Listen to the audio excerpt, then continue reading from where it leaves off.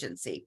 So I'm going to give you some quick data points because I want them in the to set the context for today, and then I'm going to turn it over to Luann. So if we can put the PowerPoint right back up for me to do that, I would appreciate that. So mental health, and I'm not seeing the PowerPoint for some reason. I don't know why. Is it me? Okay, there it is. This is just, you know, as Chief said, Tier 3 day, we talked about it on day one. We went through our universal supports, which should support and help about 80% of our students to be able to build the skills and teach them emotional regulation, coping, and build relationships, because we know relationships are the most important thing. But we also know that during COVID and even before COVID, 1 in 5 students were school-age children were having challenges with mental health, emotional health, developmental or behavioral disorders. Now, this is from the Surgeon General. You might remember that the Surgeon General did put out a report in 2021, elevating the crisis in children's mental health and talking about how the pandemic added to those pre-existing challenges. So they were there before the pandemic, but they have increased in our children and our adolescents. So also, we were talking yesterday, I heard many of the questions, you know, why is this happening? The Surgeon General did put some things out around the, you know, we didn't have in-person schooling for a while, the social opportunities with peers and mentors, access to many of the services that are out there, social services, healthcare. We know that there was a lot of food and still is food insecurity and housing insecurity, and there's often a workforce shortage to access those services and supports. On the next slide. Also, I recently heard a report, another new report about loneliness. That's been talked about at the summit. There's just an increase in loneliness in our society. Adults, veterans, our students, teachers. For some reason, our relationships is something that we can really think about as we go through the summit. All of you on here are the passionate people that help make those relationships happen in schools. These 2 data charts are pretty powerful, so I want them in the deck. From our State Department of Health Services does the youth risk behavior survey every year, and that's through the CDC. And on that first chart, you can see the 10-year trend of the rise in hopelessness and sadness that our students are reporting. And look at that quick uptick right there. So that's an important feature, because it's hope that gets us through those hard times. And if our students are losing hope, oftentimes then look at the next slide. Students who are committing suicide were trending up. On this slide right here, you can see the emergency room visits, how they increased during the pandemic. The dotted line there, they went up significantly for our children and our youth right away when the pandemic hit. 24% for 5 to 11, 31% for 12 to 17 age children. So something to consider that families were dealing with. Next slide. Now, we didn't get to do the whole survey. CDC did an additional survey during the pandemic year, during 2021. So this is where 37% of our youth experienced poor mental health during COVID-19. And the uptick in the sadness and hopelessness, 44%. In Texas, that's about a 10% uptick in students feeling sad and hopeless. And this is something I really want us to keep in mind, because I think these are trends that you in schools and us in the community can all work with together. Next slide. Here's another slide that shows the youth who seriously committed suicide considered committing suicide over the past 12 months or attempting. Here it is by sex. We did some talking. I know that there was a rise in males in Texas. We have also seen a rise in females. So you can see the data trends continuing to go up. I think this was very important, because I think one of the most important things that we can do is work with our parents. I heard some wonderful things from communities and schools and others in terms of reaching out to parents, to educate parents and connect to them, since 31% of our parents shared that their emotional health of their child deteriorated during the pandemic. So please consider those parent opportunities, engagement, workshops, all of that we can do after school, during school. virtually and in person. Next slide. I'm glad that this slide is in here because this shows some things that we can do. Remember that students who continue to feel connected to their schools during the pandemic experience less deterioration in their mental health. So we know school connectedness, that's where relationships can really happen with peers and adults, was important. And so we want to keep that connection to the school. And then that creating of a calm and safe and predictable environment can help children regulate their emotions and be ready to learn. We talked on day one about the school-wide, the universal supports, PBIS, positive youth development, all the things that we can do with our counseling programs and others in our schools. We know that those strong relationships with caring adults matter, and that research goes back very far. And so if a student has even one a relationship with an adult in a school building, two is even better, but that can really, really matter. And we heard from some of the school leaders how if we don't know who a student is, suddenly they might be an internalizer. We don't know, but bad things can happen. So if we can double down on making sure all of our students have relationships with caring adults, that's something we can do. And trained educators can help identify mental health concerns early, leading to more rapid improvement and for further negative impacts. We heard from HHSC about the mental health first aid program and other different programs that we heard about from CIS and other presenters about equipping our educators so that they're able to make a referral pathway, however it's set up in a school, to get some more help for our students. So we need to equip our educators. And I've also we've heard from some universities even here, working on strengthening teacher educator prep programs inside universities or teacher prep programs. ESCs are helping with this a lot to make sure educators are more ready for what they're going to see when they walk into the classroom. And finally, this is important that students on that next on that last point, I'm just going to say that students who do receive treatment, most students who receive tier 3 treatment or that intensive help, intensive support, often from a non-physician mental health provider, they're going to receive it if it was made by a connection from the school. So schools are important either for school-based mental health services or making the connection and the partnership happen to the community-based provider. And that's why you heard a lot through this summit about case management services, social work services, coordination through the school counselor, through student support services teams who can help build those relationships, memoranda understanding, referral pathways with community providers. And then we can also bring community providers into the school to provide those services. And this is just a beautiful picture when we engage our volunteers in our schools, when we build those relationships and we look at the school as a central part of the community that's not isolated but connected to our community. We can help our students build many more relationships.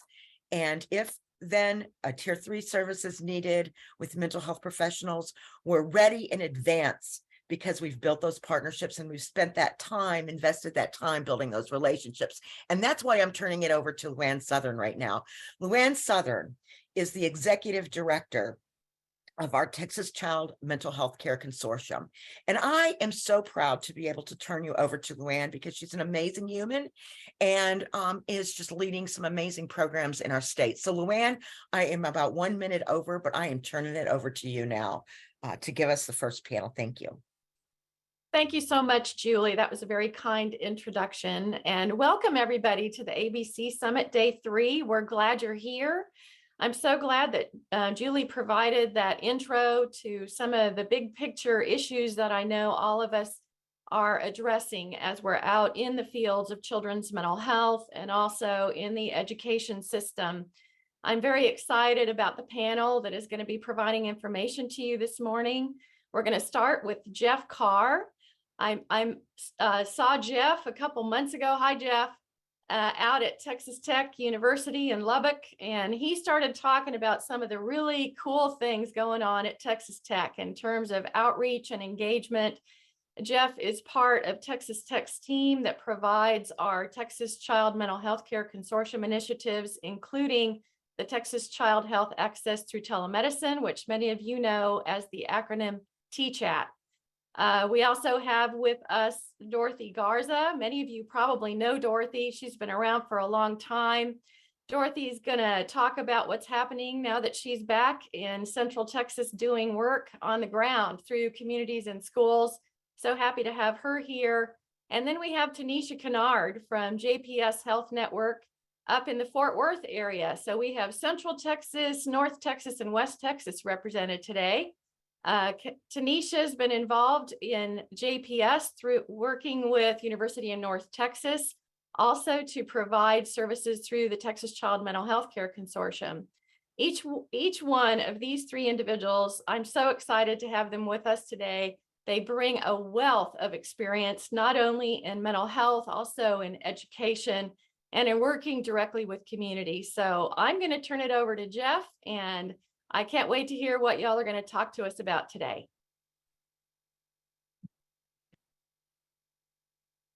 All right. Good morning, everybody. How's everybody doing?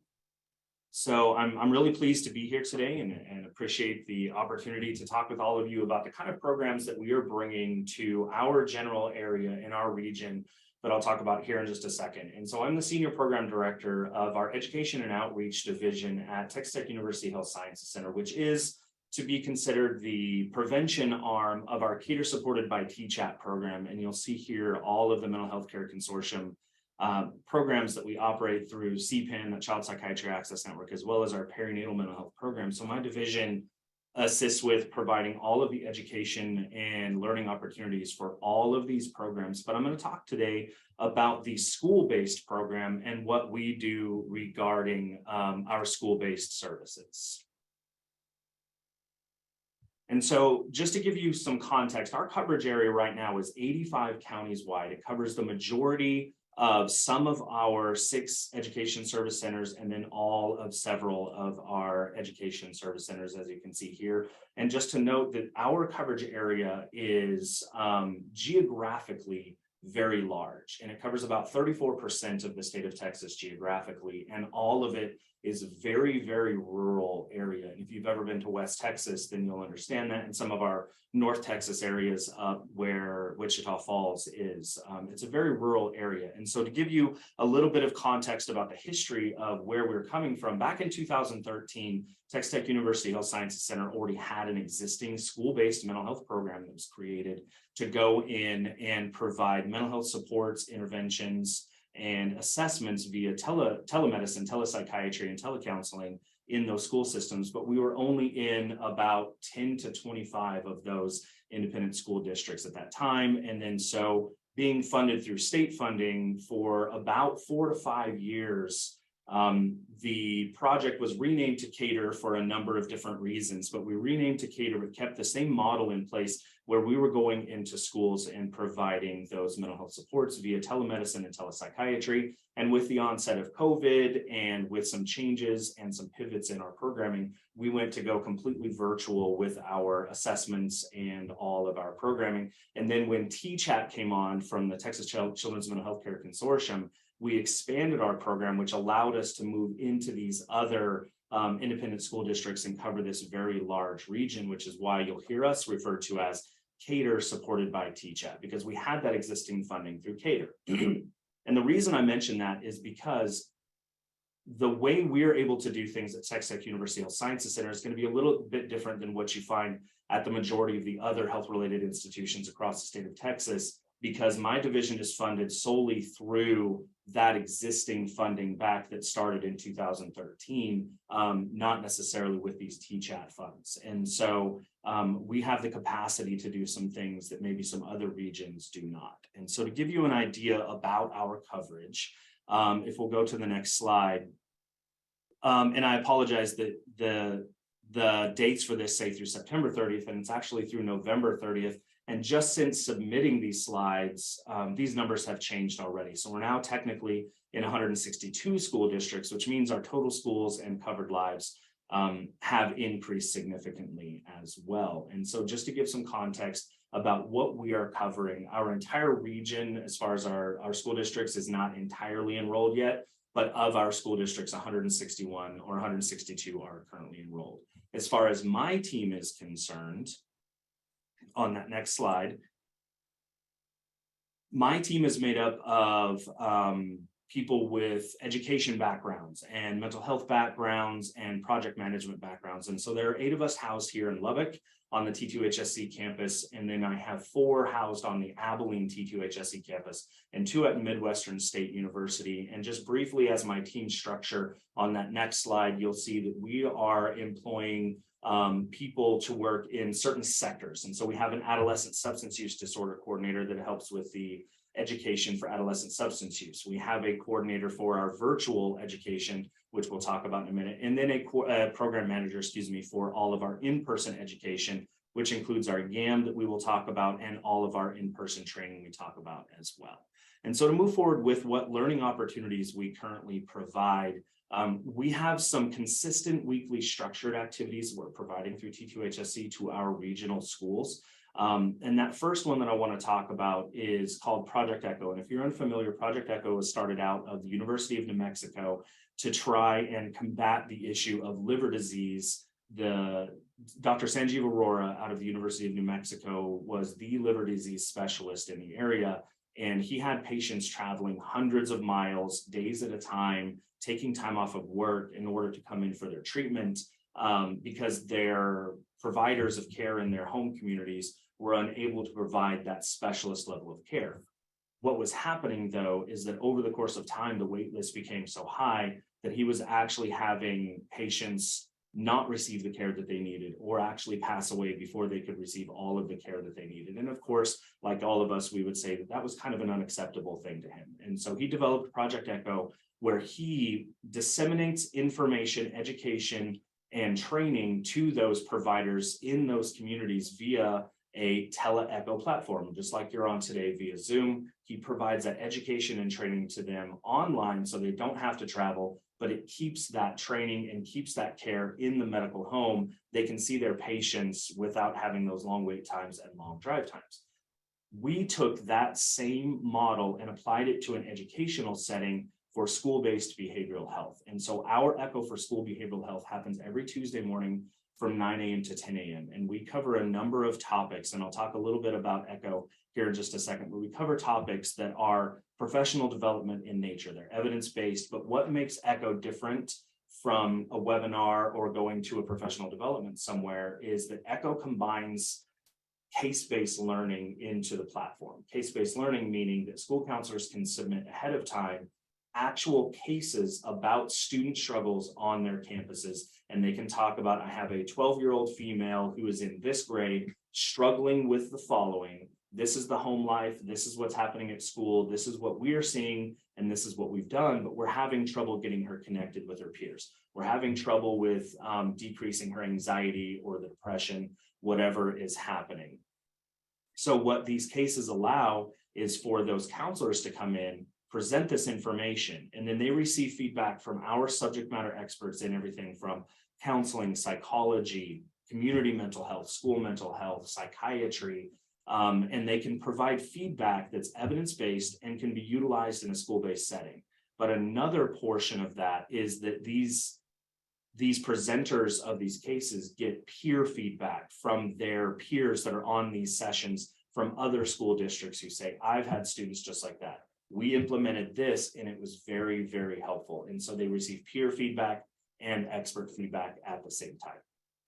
Another thing that we noticed is that we're seeing higher rates of vicarious trauma, compassion fatigue, and burnout from educators on all levels. And we were hearing from administrators that they appreciate all of the professional development that we're providing to them, but they needed supports for their staff just to feel like they are supported, that they're emotionally well, and that they are taking care of themselves. So we developed what are called counseling connections. So every Thursday from 1 p.m. to 2 p.m., we have these virtual sessions that are guided discussions from our licensed mental health clinicians on self-care focused topics. And we'll talk about that in a second as well. And then we also work directly with education service centers to provide not just professional development, but to provide information and speakers and to connect schools with their education service centers to provide content to them and get the information that they need.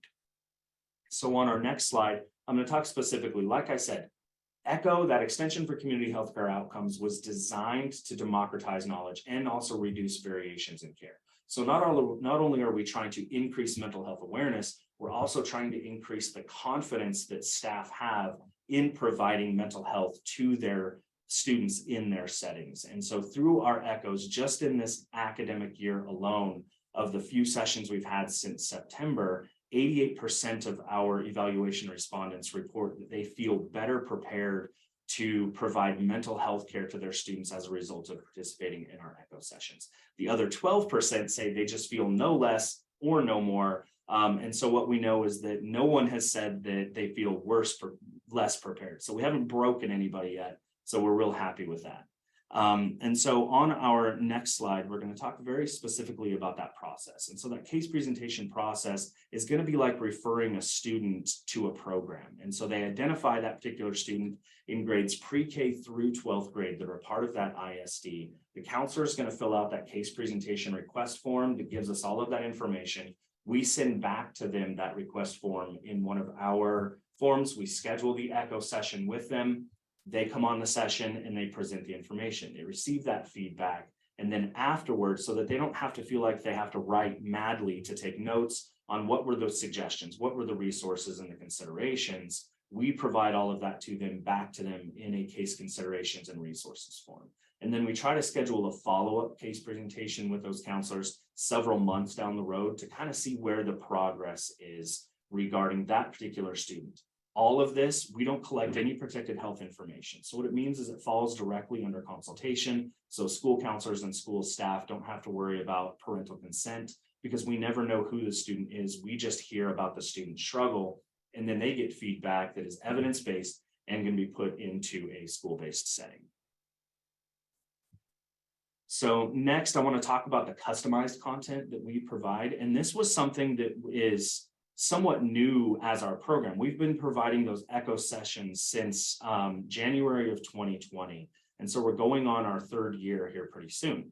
Just within the last year to year and a half, we received a lot of requests from schools saying we are kind of over meeting virtually. We really want to see some faces. We want to shake some hands. We want some side hugs. You know, we want to actually see some people. So will you come and talk with our staff in person and train them on things like you see here, our sample workshops on anxiety, depression, self-care, bullying behaviors, vaping prevention, mental health awareness, suicide and non-suicidal self-injury. And that's just a sampling of some of the content we can provide. If it fits in that broad spectrum of complex mental health, then we can create the content if we don't already have it. Our most popular option is that they ask us to come on their professional development days or during specific days. And we've done everything from 1 hour presentations to staff on all levels, or we've done as much as multiple day trainings for multiple grade levels for those particular school staff.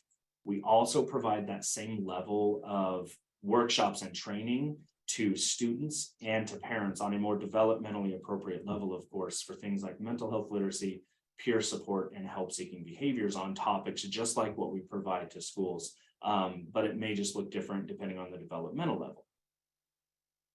And then when we move forward to our next slide. So our counseling connections, like I mentioned before, those are those self-care focused guided discussions with our staff. And some of those topics that we've provided to them include things like educator fatigue, virtual mindfulness, recess for adults, coping versus self-care, teacher loneliness and isolation, as well as positive psychology and relaxation.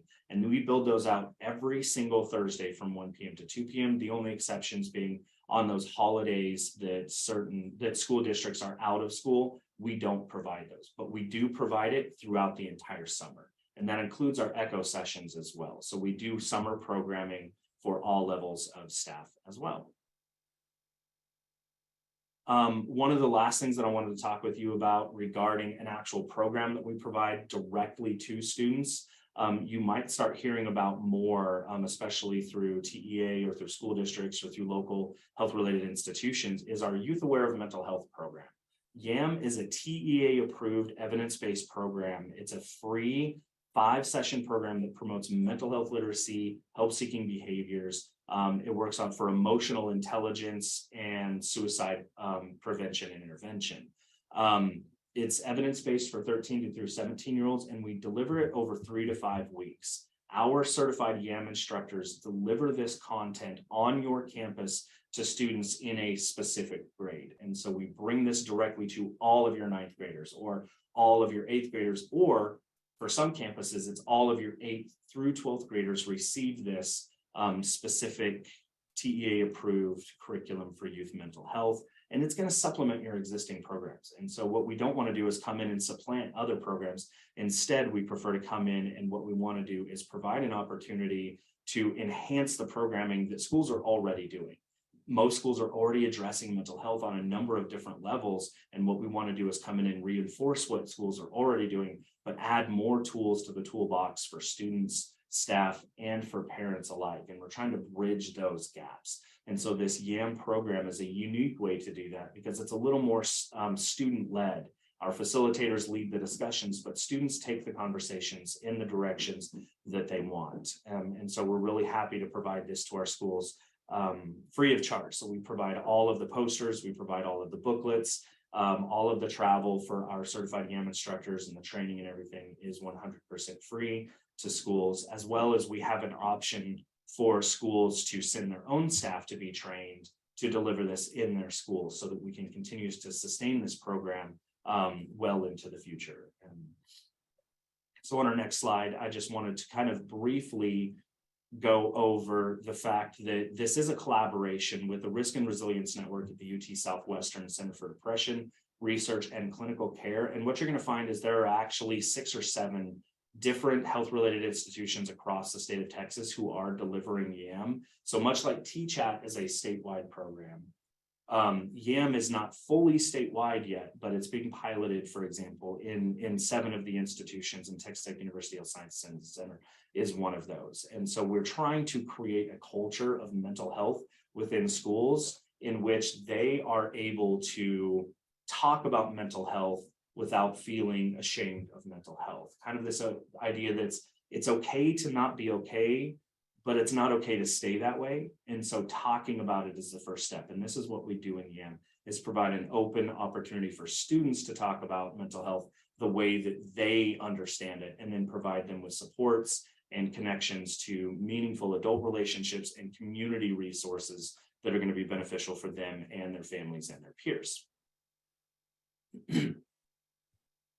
And then lastly, I just wanted to give kind of an overview of what we have done just since the inception of this Education and Outreach Services division that kind of began back in January of 2020. So since then, we've completed 89 Cater TCHAT Echo sessions, and those are those sessions for those school-based staff. So 89 different sessions. We've completed 14 professional workshops, meaning we introduced these back in 2021 when schools asked us to come do these, and we started doing those in 2021, and we've done 14 of those on varying levels. We've worked with all 6 of our education service centers, and we've done 34 of those presentations in their safety summits, in their professional development opportunities, and in their trainings. As far as that Youth Aware of Mental Health program is concerned, we've completed 49 of those trainings, which means one specific training is all 5 sessions. So we've done 49 cohorts with well over 800 students at this point in time. And then we've done 14 student workshops over the course of the past 2 years. And I wanted to give some context to what that means. So when I talk about our West Texas region being very rural and being very geographically large, we have a smaller covered lives, for example, than a Houston or a San Antonio or Dallas, but our geographical region is larger, which means all of our staff have to travel further to go to these locations, in which we have individuals from Abilene traveling all the way up to the Panhandle, people from Lubbock traveling to Wichita Falls traveling to San Angelo. So what we have done over the last, and this realistically is over the last year, is we've traveled almost 22,000 miles delivering these educational content. And for a fun little bit of context, to circle the entire Earth just once is 24,901 miles. So at the end of this academic year, we will have, for lack of a better description, we will have traveled the circumference of the earth at least once in order to deliver these educational activities. But we're really happy to be able to do them, because when we can increase mental health literacy for these staff, students, and parents, we also create some pipelines for them to, some pathways for referrals into TCHAT and into CPAN and some of the other programs that you're going to hear about. Well, that's what I have for you guys today. I appreciate it. Thank you so much for letting me present this information. I wasn't sure if we were going to take questions now or wait until all of the panelists had gone. Thank you so much, Jeff. This is Lou. Hi. Thank you so much, Jeff. We're going to take Q&A after everyone is finished. We've got some questions already in the queue, and I really appreciate your presentation. I just think it's wonderful what you're doing to support educators in your 85 county region across West Texas. So thank you so much. Next, we're going to hear from Dorothy Garza. Dorothy is a wonderful person, and I can't wait to hear what she has to say about what she's doing in the Central Texas area through communities and schools. I'll kick it off to you, Dorothy. Thank you, Luann. And thank you, Jeff, for going first. That was super helpful to kind of get a pacing for the slides and whatnot. I also took notes on many of the things that you just presented. So again, thank you, everyone. I'm honored to be a panelist for with the ABC Summit. I was on the other side of things last year and learned about the summit firsthand then. My name is Dorothy Garza. I am the Senior Director of Mental Health Services with Communities and Schools of Central Texas. And I've been with CIS Central Texas just shy of 6 months. This is my third iteration with Communities and Schools. At that time, it was of Austin, and now Central Texas. I started as a graduate intern quite a few years ago. A little later down the road, became a program manager, left, and now I'm back again in this role. So as I thought about this presentation, I thought, maybe people might wonder, why keep coming back to CIS? And so I wanted to kind of frame my presentation from that perspective and what we are doing through some initiatives in the vision of CIS Central Texas now. So I'm going to give a brief overview of CIS's mission. I know that many of you may be very familiar with Communities and Schools, already having some partnerships with within the schools. Some may be somewhat familiar with CIS, but not have it in their communities. And for some, this may be new information. So if it's a review, please bear with me, but we'll get down to the efforts and new activities that we're doing here in Central Texas. So if we could go to our next slide. Perfect, thank you. So Communities and Schools is a national program. It was started in the 70s, and I think there are 23 states that have affiliates now. And in Texas, there are 27 affiliates based on the most recent research data that I found. And so that means about 150 school districts, give or take. All of the CIS affiliates share a common mission, and that is to surround students with a community of support, empowering students to stay in school. And I'm going to read this because it's just so important, to stay in school and achieve in life. And so each program may address this in a slightly different manner to meet the specific needs of their community. And so that underlying foundation, though, covers every CIS affiliate. And then again, like I said, it looks a little bit differently in each community. So if we can go to the next slide, perfect. So CIS Central Texas provides support for students and their families in 103 local campuses in 8 school districts. And so all of those districts are in and around Austin.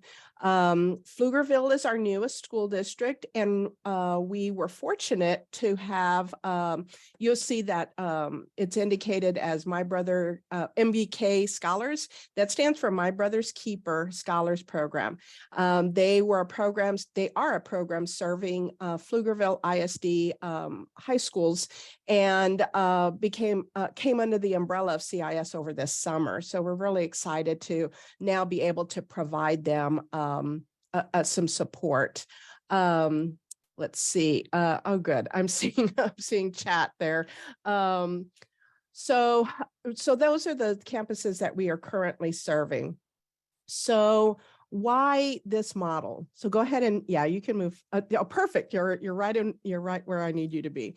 So the idea behind communities and schools is that there is strength in the partnership between what the schools are doing, the teachers and school personnel, and bringing in, partnering with an organization skilled in addressing the challenges that may get in the way of a student, a young person, achieving all that they can, both academically and personally. So it's that idea that if a child is hungry, if a child is worried about something, they're not able to focus completely on what they need to be doing for school or just, having friendships. And that's where communities and schools can help complement and supplement what's already happening at the schools. So that's kind of the why. Now I want to talk a little bit about the how. We'll go to the next slide. Perfect. So CIS, as I mentioned, is a national program, and there is a specific model on how the programs look and what are the key components of the program. So if we can go to the next slide. So from the initial design of communities and schools, they've had over 40 years to develop and pivot and edit the way that they approach service delivery and to meet the needs of students that not only impact individual students, but impact the entire campus and that community. And so we are fortunate to be able to utilize those supports and resources and lessons learned within our own local affiliates. So if I can go, you'll see this infograph. Everyone, it's a unique model in that we again have the national support, the state level support. We also, so we have that support and that uniform foundation. And then we have our on-campus based staff. And so for Central Texas, they're called program managers. Some of the other affiliates may call them site coordinators and a couple other titles, but they all are the same in focus, where they are providing services on campus. And so that is another key component of our program. And then the collaborating with partners is another part. So again, it was that model back in the 70s of saying, hey, let's bring in some other resources into the schools. And again, that was mentioned in other part of the first presentation, is bringing in those community resources. And so for us, our program managers work with our strategic partnerships team in leveraging those leveraging partnerships. And so where it's appropriate and where it's available, the Central Texas area covers covers Austin, which is, pretty urban and has a fair amount of resources. We also go into some more of our rural areas, though those are kind of a mix, as people are moving out of Austin and into our surrounding school districts. Those are becoming more, having different kinds of needs in addition to some more isolated areas and communities. So it's been, it's very interesting on how we are able to leverage those kinds of resources. So the next part of this wheel is every program is going to address these 6 components, or these 5 components rather, of our planning of our model. And it's really driven by the program manager and their partnership with that school leadership.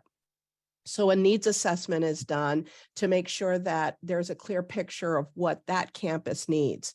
Planning is intentional so that everyone is on board as to what the activities, what those outreaches are going to be, what the partnerships are going to look like. Integrated student supports are the key to what we offer to the school districts.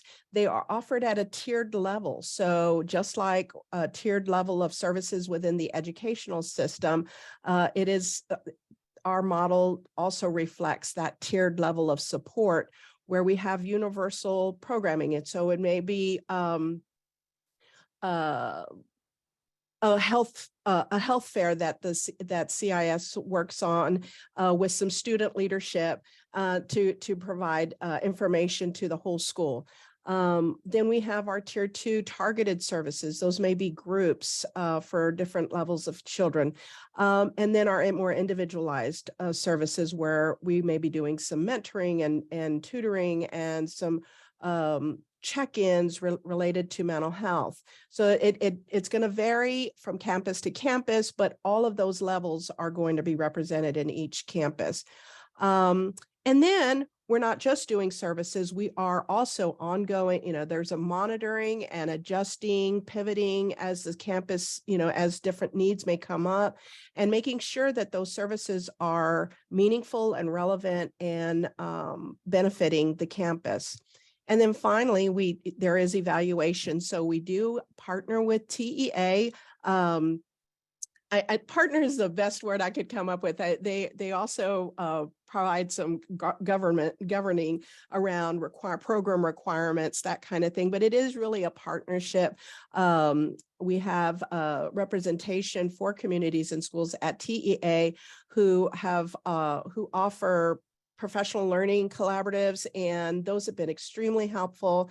But getting back to the evaluation, we are entering data into a centralized system, and we're tracking the numbers of services, the number of students being served, outcomes for those students, so that we're ensuring that what we're doing is having that positive impact for students. There is also feedback that's received from the campuses as well. So the CIS model works because it is evidence-based, because there's community, it's not siloed. Programming is individualized, and our staff are highly skilled and trained. We have worked very hard to diversify our workforce to meet a couple of needs. One, our commitment to diversity and equity and inclusion, but also in response to the behavioral health workforce shortage, we have really created some new opportunities and have provided that supplemental training and support needed to make sure that everybody is on a level playing ground. All right, next slide, please.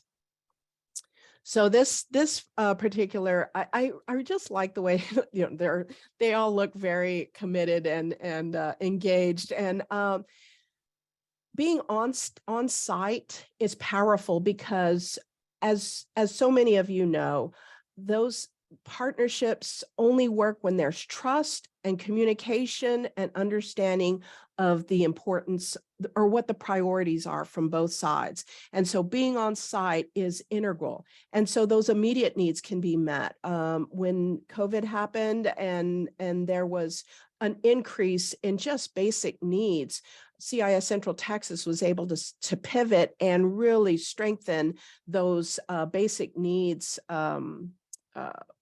supports and come up with a system to get those 2 families. And so that part of it is super important. We'll go ahead and the next slide. So what my program is, so in thinking about what were the gaps and how could CIS Central Texas help to address some of the gaps, they already knew that mental health was a big need. And so they came up with the idea of the mental health wellness team.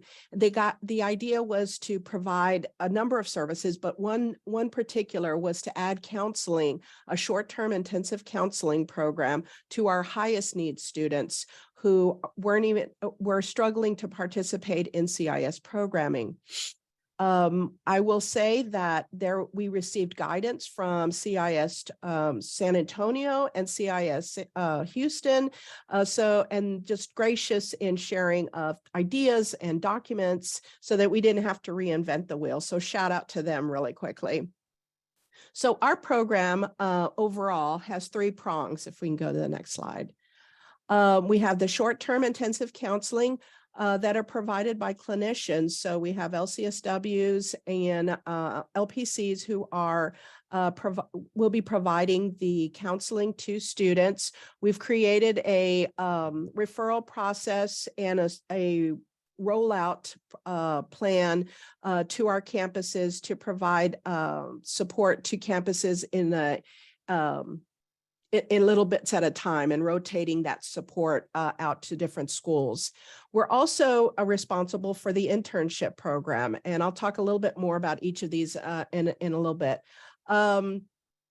And so we have undergraduate and graduate level students from diverse degree programs, social work, counseling, but also applied sociology and criminal justice. And so I'll talk a little bit more about what that looks like. And then providing training to our agency personnel and eventually our school communities. Like I said, I've been with the program for with CIS for 6 months. So we've been blowing and going and getting out our counseling services and the agency mental health trainings, but we will eventually get out into those communities to get that resources available. Okay, next slide.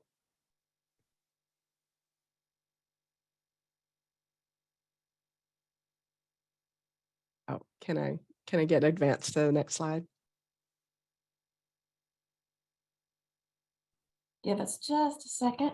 Sure.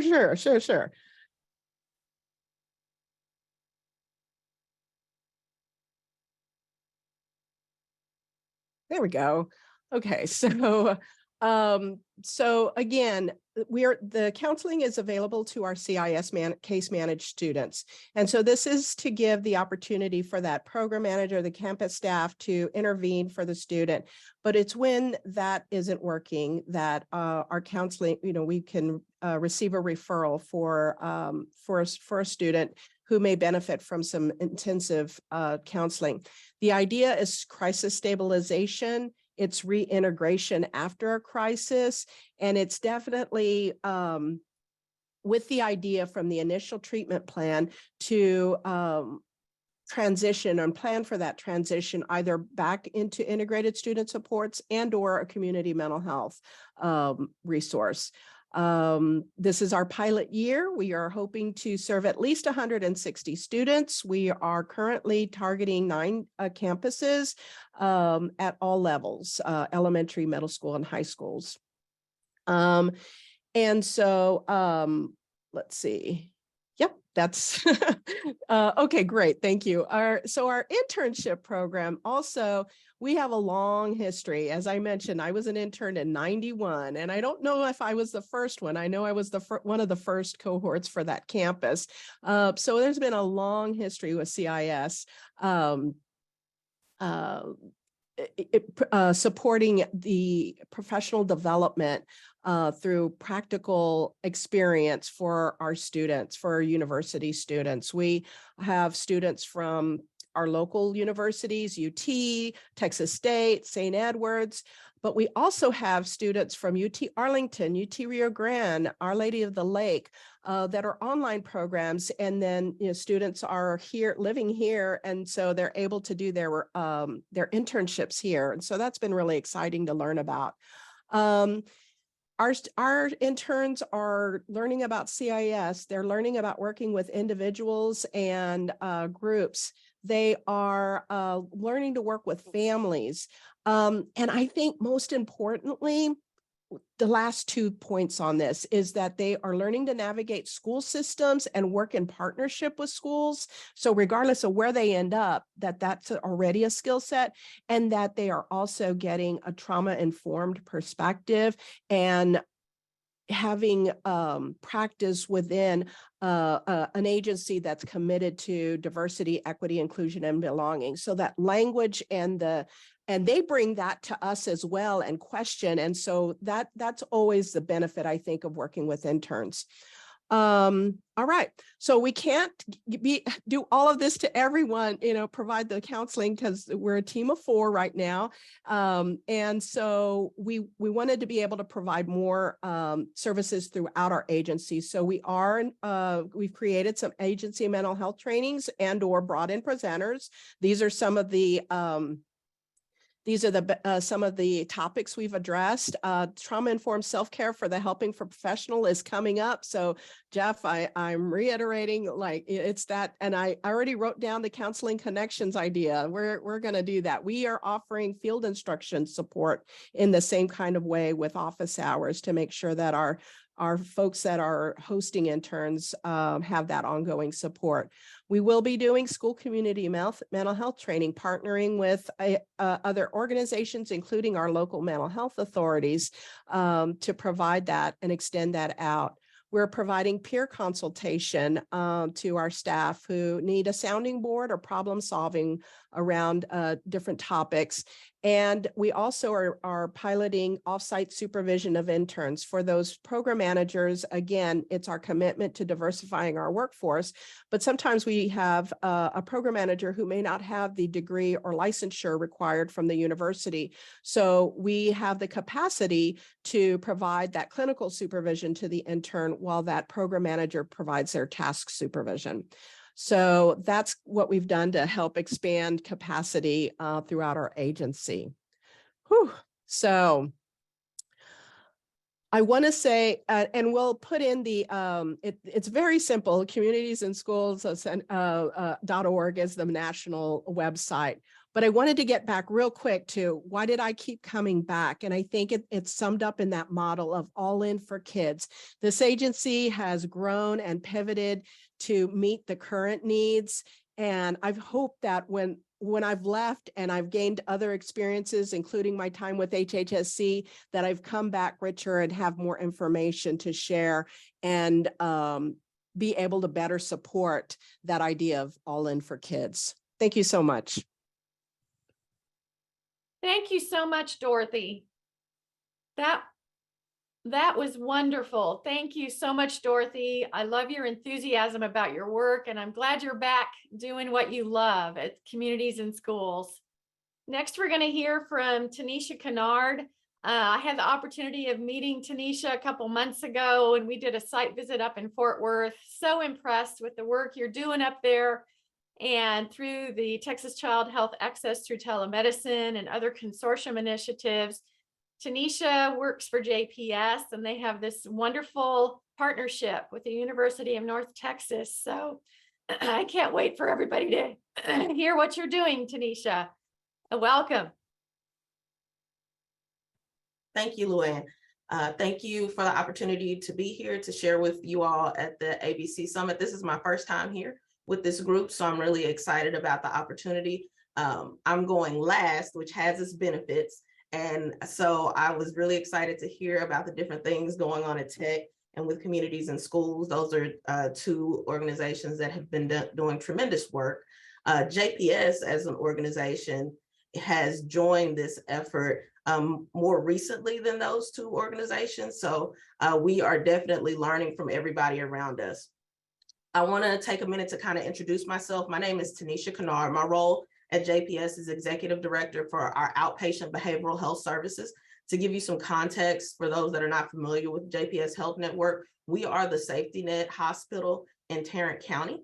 And so traditionally our services are county bound for anyone who's seeking services. JPS has the benefit of having a full continuum of behavioral health care, from a psychiatric emergency center through inpatient psychiatric treatment, all the way to outpatient clinics throughout our county. The opportunity for the consortium projects gave us the ability to expand our behavioral health access to a 9-county catchment, and we were really excited about that. Listening to the context of some of what this group has already discussed, I won't spend a whole lot of time in giving you mental health facts. You guys are living this life. You know what we're seeing each day, but I do want to tell you a couple things to kind of lay the groundwork for how and why JPS and UNT Health Science Center felt that it was so important for us to partner and become part of these projects. In our catchment, which we'll talk about a little bit later, we share one of the most populated counties in Texas, and that's Tarrant County.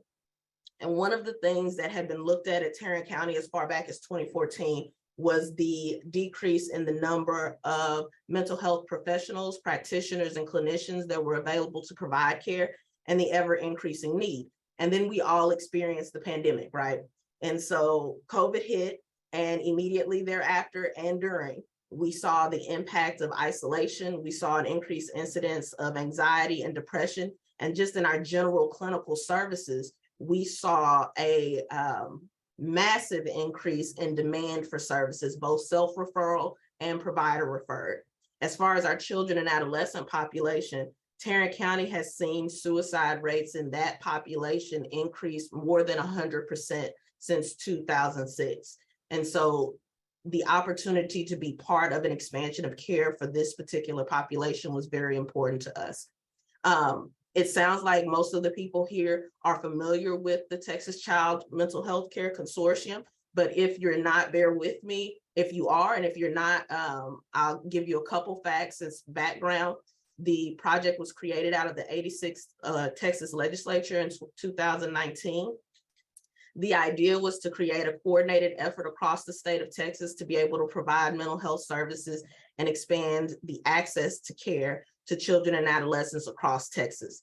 So eventually, once the project is fully deployed, these services will be available in every district across Texas for all children and adolescents that would need to access them. JPS specifically, next slide, please. JPS specifically partnered with UNT HSC for our projects, and we have created a leadership team, and the people you see on the screen here are primarily responsible. I am the one here talking to you, but there's no way that these projects would get done without the collaboration of our medical director, Dr. Allison, our program manager, who just recently finished her PhD as well, Dr. Siegel, and Mrs. Calhoun, our clinical manager. Next slide, please.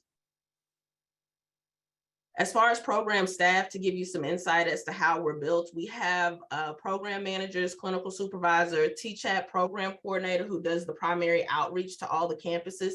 We started our program in March of 2021, and since then we have already made contact with every district in our catchment. We cover about 76 districts in our 9-county catchment. We've contacted them all at least twice, and we have about 24 active MOUs. And we'll talk about how many covered lives that is and what that looks like in just a second. We employ, can we go back for just one slide?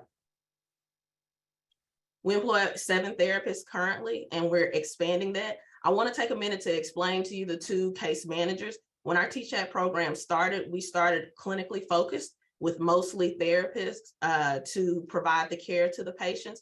What we quickly realized is that our therapists were spending an enormous amount of time each week in case management activities with the families. The families, in some cases, didn't always need that clinical approach. They really needed case management to partner with them to create a discharge plan and resource finding mission, along with the care that the child or adolescent was receiving. So in our first 6 months, we realized this. We went back and worked with the state to find within our funding to be able to bring on board case managers. And that created an immediate expansion in capacity for our therapists.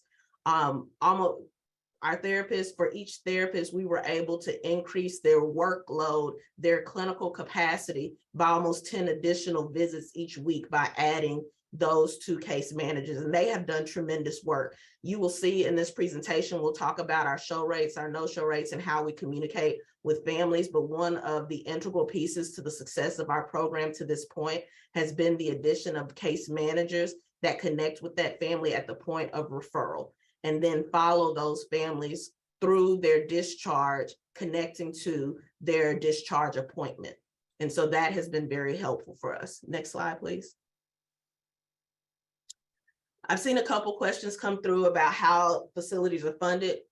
Our entire TCHAT effort is funded through the Texas Mental Health Care Consortium. This funding is provided through UNT Health Science Center, who partners with us as the service provider at JPS. So we employ the staff and they provide the care to the patients and manage the cases clinically. UNT Health Science Center and JPS have a long-standing partnership and relationship for multiple projects. So it was ideal to partner with them to also be successful in this endeavor. Next to that information, you'll see that the 9 counties that we cover, unlike Tech, our counties are not all rural. We actually have a pretty good mix, which brings about its own difficulties because we have both very highly populated counties, and then some that are very far out and very small school districts. So we have to really diversify our approach as we go into the schools to assist them. Next slide. So our current partnerships for schools, we have 24 active MOUs. We are present in every county that is in our catchment. We have another 13 that are pending. That means that we have a ways to go. There are about 52 more districts that we would like to partner with, that we have conversations going on with. And so we'll be looking in the near future to have active relationships with all of them. Next slide, please. In terms of what that means for covered lives, we talked about how the number of districts doesn't always directly reflect your number of lives. We're 62% through the 400,000+ students that are across the districts that we cover for our TCHAT program. And considering that we started in March of 2021, we've made tremendous progress. We anticipate and are very hopeful that we will be able to cover those remaining students by the end of 2023. Of course, that depends on our collaborative effort with the districts. So far, we have been very successful with our districts. Our teams go out and round with our districts at the beginning of each school year. We do reorient them to services, as well as find out if there's any educational opportunities that we can fill for their staff or their teams as we prepare to enter the next school year. Next slide, please. Within the week of the MOU being agreed to by the district and by our hospital system, we offer an onboarding for that school district. So this is a quick process. We have full support of our executive teams at the hospital and at UNT. And so our MOU process has been smooth as humanly possible. I'm sure you all dread as much as most people working with the attorneys to get all the paperwork right. But we've done a really good job of making that a quick process. We send out our project coordinator, clinical supervisor, our case managers, therapists, and sometimes the manager to do that onboarding for the district. During that onboarding, we do active training. We also answer any questions. We give contact information. We meet with everyone that the district permits us to meet with, including those that will be the designated individuals to send us referrals. Our therapists physically visit each school that's enrolled that are willing to have us on site. There are some schools that security measures won't permit us to actually visit, but if permitted, we go out and we visit each of those schools. And our project coordinator, as I mentioned, will continue to do outreach at the beginning of each school year to reorient and provide support to any districts. If during that reorientation, we find that there is an education need, there is perhaps a consultative need or anything like that, we will match them with the appropriate clinician, provider, or whomever may be necessary to meet that need. We also attend almost all of the back to school events that we can as we prepare for new school years so that we're present. We have found that the schools have a heavy burden of identification. and they do a great job of doing that. We also want to be an integral partner with the families. And so attending those back to school events gives us an opportunity to also talk to the family and educate them about what resources may be available, as well as educating the actual school staff and team members and teachers. We found that the collaboration between the family, the school, and the care provider is integral to the success, and it allows everyone to operate with the same information. So that family connection is a very important part of our programming, and our case managers are integral to keeping those links connected. Next slide, please.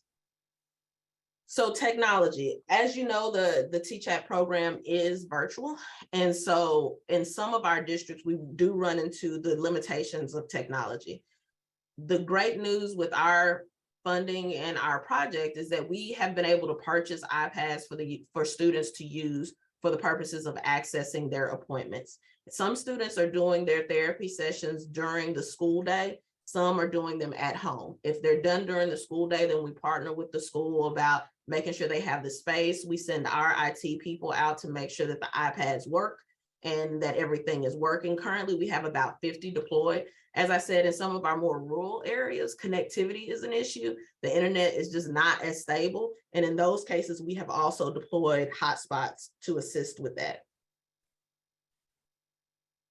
Our referral process is pretty smooth at this point. The designated individual for most school systems is the school counselor, but we have some smaller districts where it may actually be the principal. It just depends on the preference of that ISD. But the referrals are put in through our trade system. I've seen some of you comment about TCHAT, so you're probably familiar with our trade system. Those referrals are reviewed by our clinical supervisor and our provider. By provider, I mean our psychiatrist. And they are looking at that referral to make sure that that TCHAT is the right spot. And we have identified in some cases a student actually needs an escalation in care. And in that case, we immediately contact the school and work through that. But for the most part, those referrals will be scheduled, and we will work the process of getting consent signed and getting those students into care. If for any reason that student is not a fit, we're not just turning that referral away. The clinical supervisor and our case managers take over at that point to make sure that the school has the appropriate resources to get what that student actually needs. In some cases, our case managers will follow that case to connect them to an outside service to make sure that that need is met. Next slide. So our appointments, once the family submits the consents, again, all electronic, we can do all electronic consents. Once that is done, Monday through Friday during the working hours of the program, we can often get that student in within 48 hours. We still have capacity to do that right now. And we're trying to keep our hiring paced with our expansion so that we maintain capacity to quickly get students into care.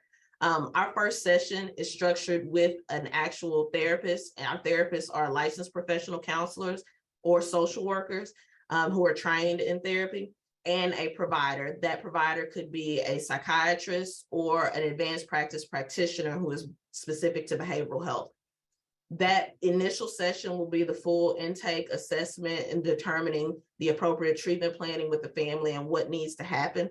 The next element of our program that is a little bit different from what you might see in others is there is an actual treatment team meeting where there's a collaboration between the provider as well as the assigned case managers to determine next steps and needs for the student. And that determines how closely that case manager will follow that family. If it's identified that that family also has food insecurity, housing insecurity, clothing needs, or there's going to be a complex discharge, or that student is prescribed medication as part of their treatment planning, they will automatically get a case manager day one who will begin to follow that family on a cadence based on the needs of that student. Next slide, please.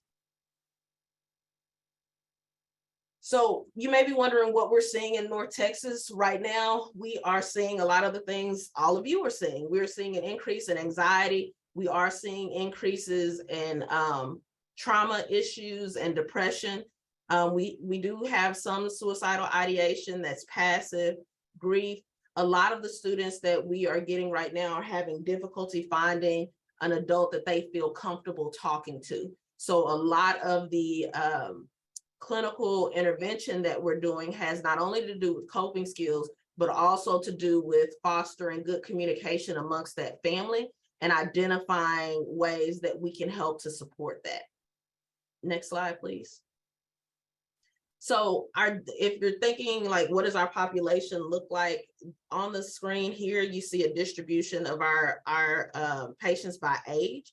Right now, we're seeing mostly female students in our programs, and that seems to be trending higher as we continue to end this year. So we will see where that goes. Our age distribution, at first we were seeing mostly students between the ages of 13 and 17, but those ages are starting to decrease a little bit. So we're watching those trends to see what that means for the way that we train our therapists and how we move forward. Next slide, please. As you can see, as I stated, we started our program in March 2021. We have increased exponentially in terms of the utilization of the program, and that is only going up. We are receiving hundreds of referrals a month at this point, and I don't anticipate that to slow down as we continue expansion. Next slide, please.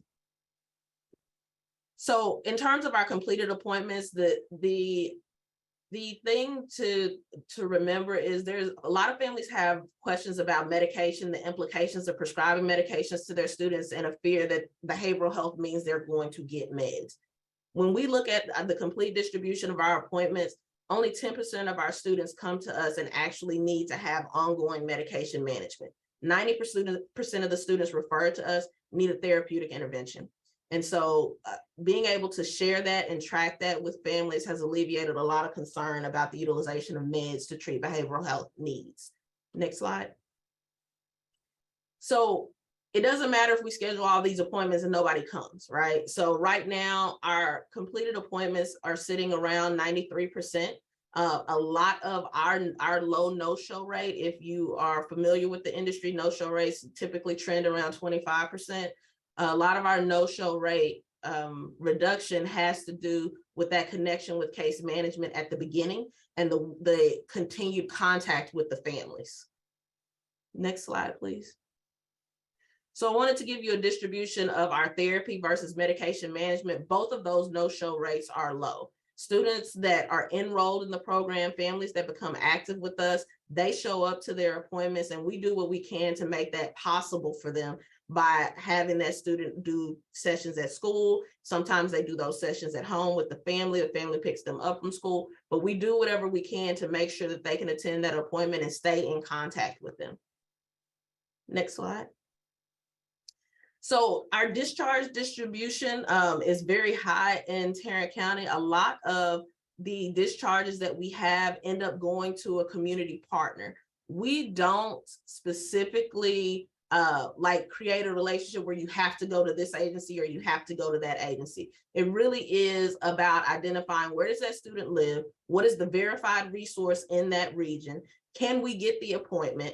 If we can't get the appointment, then we're going to stay with that child until that appointment is available. If we need to look at a different alternative, then we're going to do that. But we have a very diverse blend of resources that are available to families. And then we have students that after their sessions with us don't need ongoing care. One of the questions I often get asked is about re-referrals. We do get students that come back, but the percentages are very low there. And oftentimes it is for a new presenting problem. Next slide, please. So one of the things you've heard me say is we have these rural counties where resources may be slim. And if we have a child on medication management that needs that medication continued, one of the things that we do is partner with our CPAN program, our Child Psychiatry Access Network program.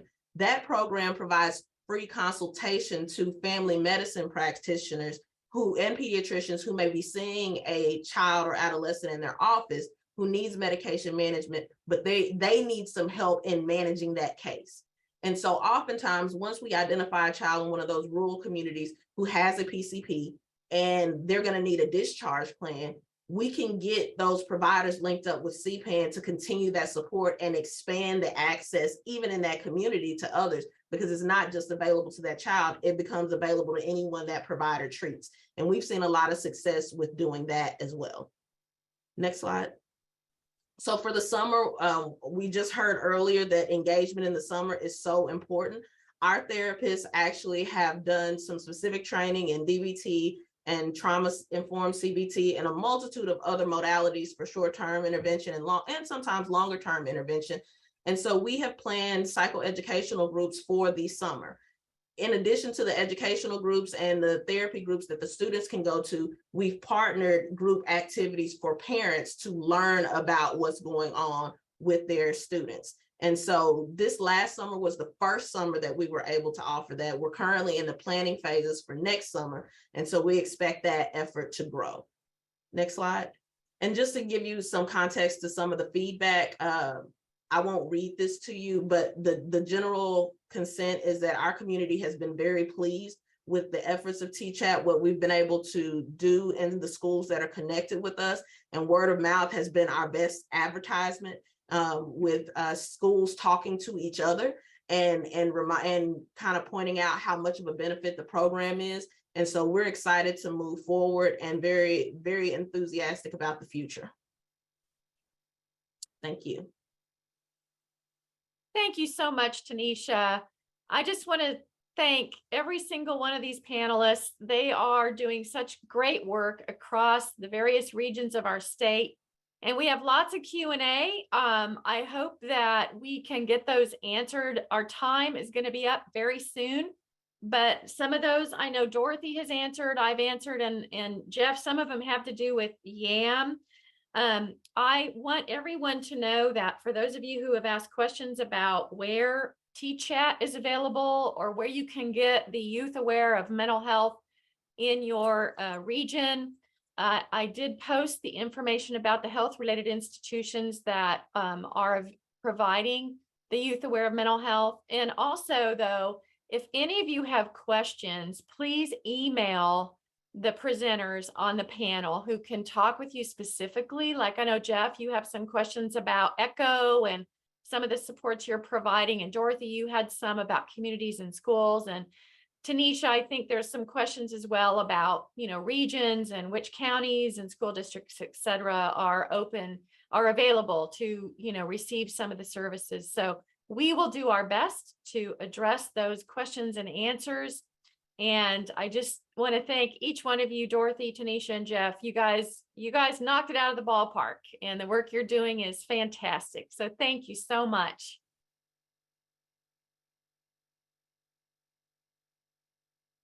Thank you, Luann. We appreciate this opportunity. Yes, thank you all. Yes, thank you. Thank you, Luann, Jeff, Dorothy, and Tanisha for that incredibly informative presentation and sharing of resources. One of the overarching themes of the summit is strong partnerships, and we appreciate that you elevated that in sharing your wonderful programs. Questions that weren't answered aloud will be addressed in the Q&A feature, and the presentation and resources will be housed in the shared box and on the schoolmentalhealthtx.org website.